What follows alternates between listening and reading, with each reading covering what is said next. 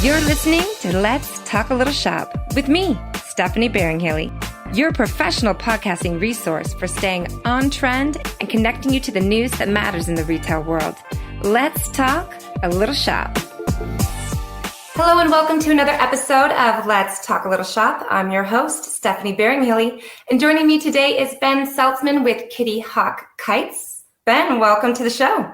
Thanks so much for having me, Stephanie. Well, we want to know a little bit more about you. So go ahead. We want to see, how did you come to be in this role, and who is Ben?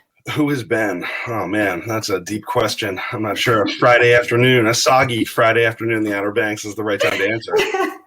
I've been the marketing director here for about 5 years. So obviously we're located in the Outer Banks, very near Kitty Hawk, where the Wright brothers first flew.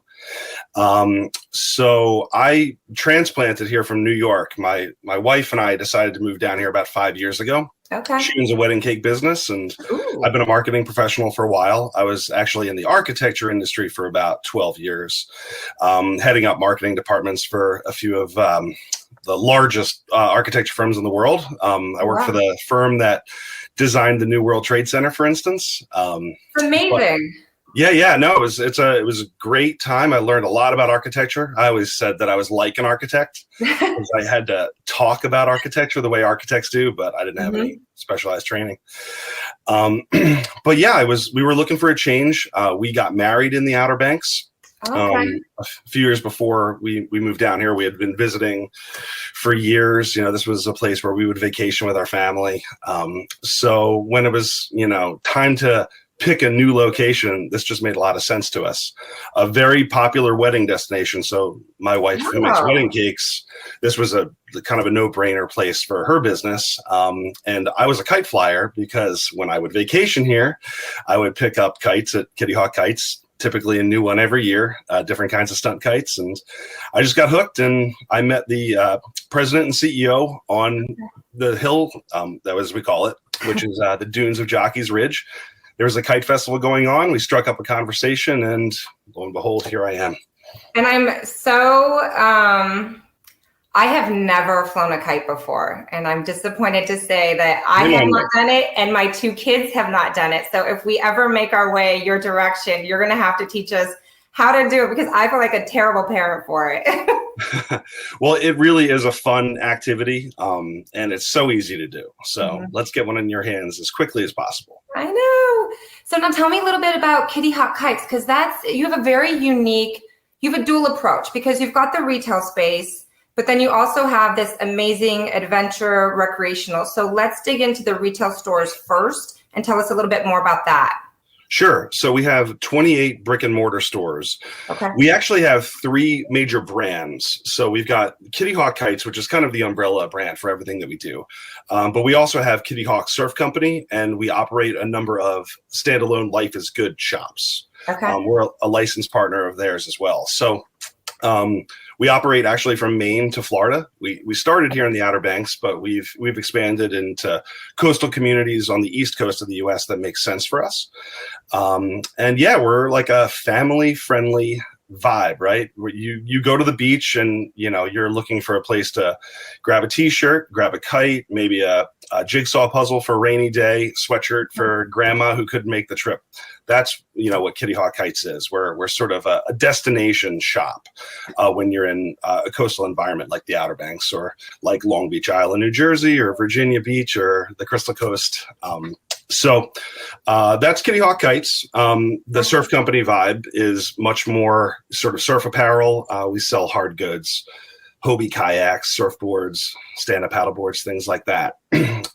But then really all of the surf apparel brands that you're probably familiar with. And then Life is Good is, the optimistic apparel and accessories that they sell. So we've got a number of those shops. So that sort of makes up our brick and mortar retail footprint. But yes, we have a recreational business as well. So we actually started as a hang gliding school back in 1974. Okay. So our president and founder that I mentioned, his name's John Harris. he saw a picture of somebody flying a hang glider in the Winston-Salem Journal back in 1973. It was just, a photo of someone flying. And he was taken by that image. And blown away. He was blown away from it. Completely blown away. And he found where he could buy a hang glider, mail order, had it shipped to himself, assembled it on Jockey's Ridge, and with some friends just started to learn how to fly it. And, when he had a great flight, he thought to himself, there's no way everybody in the world wouldn't also want to do this. Yeah. So he started a hang gliding school, operating out of a small garage space right across the street from what's now Jockey's Ridge State Park. That's pretty much that's starting it from the ground up. He fully invested. It's such a great story that he was able to take it from that and then expand it to having now 3 different divisions of the stores plus this recreational. That's amazing. Oh, yeah. So we're actually about to celebrate our 50th anniversary next year. Congratulations.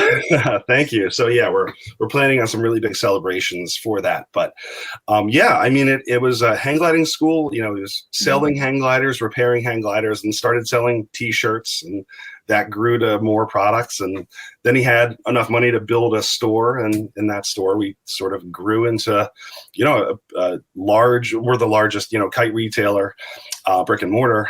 So it's just a fun business. And, it's really a great time to be able to connect with our customers when they're on vacation and they're just looking to have some fun. They're in great moods, which definitely helps. And it's the testament of time for you guys to be 50 years is huge. And that means you've seen the highs, the lows. What do you think has kind of helped you stay current and in business for so long? Well, certainly, when it comes to sort of trends, we have a robust buying department that attends shows like ASD and a whole bunch of others. So Expo, you guys have been to IGS. We love you here at Emerald. You guys are great supporters. We love it. Yeah. So definitely, trying to identify what are going to be the hot products, because that's, what keeps you relevant. But, our mission is to teach the world to fly. And that, it starts with flying kites, or it starts with your first hang gliding lesson. But it really leads to just this overall, sort of vibe we have as an organization to try to lift people's spirits, to create excellent customer service experiences for them. And I don't know, it just sort of translates to everything we do. We're a very optimistic organization, and we're here to have a good time and to spread those good vibes with our customers. And those memories. I mean, vacation is everything. I remember every single vacation my family took because it was unique. We couldn't really afford a lot, so when we did go out, it was amazing. So in terms of these memories and everything, do you use social platforms a lot, or how do you capture some of those moments? We do. Okay. Certainly, social media is a really powerful tool to be able to communicate with your customers, not in just a one-way direction, but sort of a two-way street, which is, really important to us. We are always asking for our customers to share their stories with us. One thing we're going to be launching as we lead into our 50th anniversary celebration is a portal on our website in order to collect those stories. Okay. Because we always hear, we've been coming here for the past 30 years, our dad brought us here and now we're bringing our kids here, and we've always picked up a kite at Kitty Hawk Kites. But we're talking to customers like that all the time, because it really is, it's so impactful, that memory and you're going to feel it for yourself when you finally get out there and fly a kite. But there's nothing quite like when setting it into the wind. It brings a smile to your face immediately. So there's no way around that. And people remember that experience. Yeah. And then the Outer Banks, we're very lucky. It's a drive to destination. So people are coming from all across the East Coast, a lot of people from Virginia and Pennsylvania and Ohio and Michigan. And they drive to the Outer Banks, and that's their yearly vacation, and they do it year after year. Sometimes they stay in the same rental home year after year. So it really becomes a tradition, and we're just, happy to be able to be a part of that tradition for them. I love that you're doing that, because you're creating this community, and it's a repeat business model, right? Mm-hmm. And because they have such good feelings about it, they want to come back. And then the next generation wants to come back. So I want you to keep us posted on how the website launch goes, because that's going to be amazing. What a great way to funnel in those experiences and those stories. And they're going to be authentic stories, which is great. Yeah, it's going to be a way for us to tell our story in an interactive way. So it'll be at kittyhawk.com, which has been our website for as long as we've had a website. So yeah, we're going to be able to use it as a tool to tell that story more effectively, because a lot of really interesting and sometimes crazy things have happened over those 50 years. And yeah, it's a way to sort of have an inbound communication with our customers. And, I remember this time we were there and, the hurricane was coming through. So there's always fun, windy stories here in the Outdoors.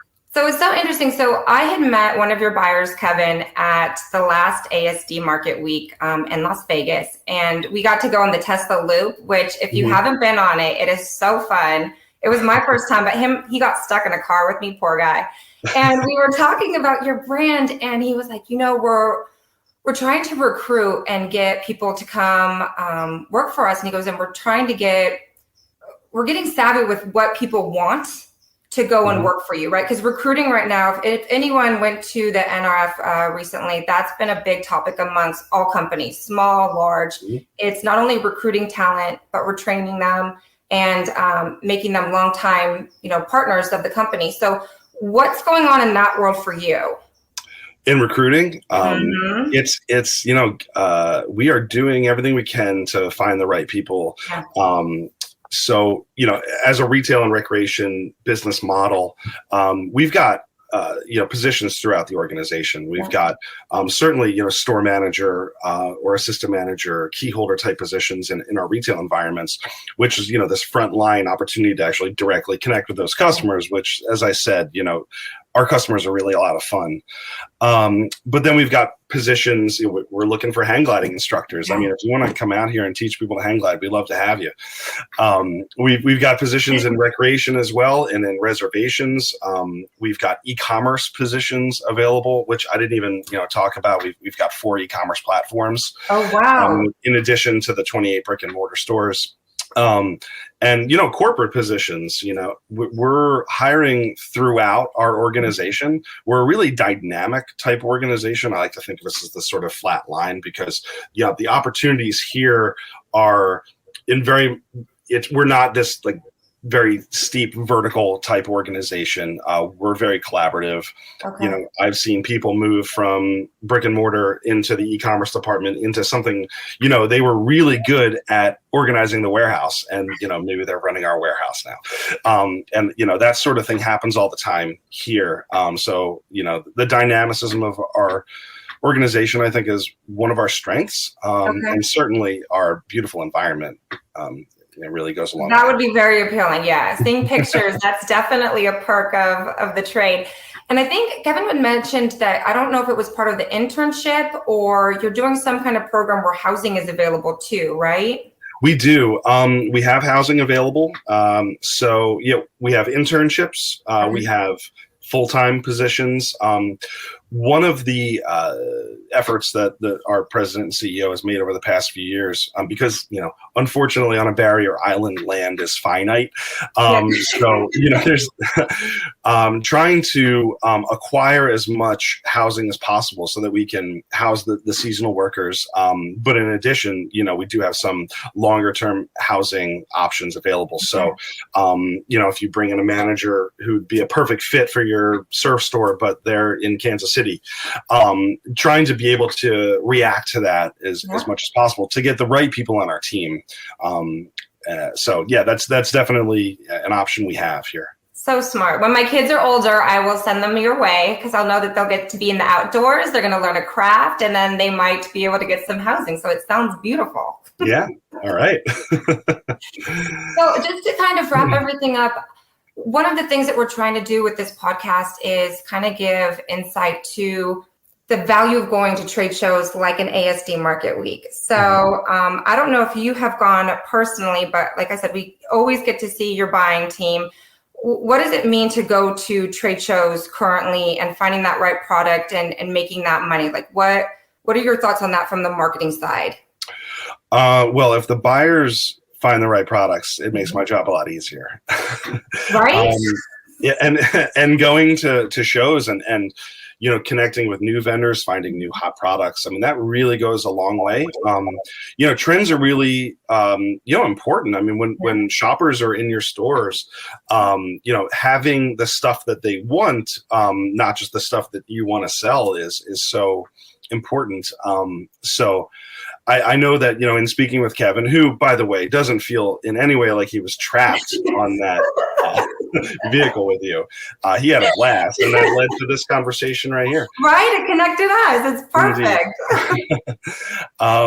But yeah, I mean, he's brought back several brands that have performed really well in our stores, because that was the type of product that our customers connected with. So, these types of buying shows are absolutely critical to our operations. I love it. And then just as a marketing person, what's something that you can recommend that you're having success with right now, or something that you're kind of having complications that you're trying to work on, improve, like from that world? What's going on in the marketing insight world?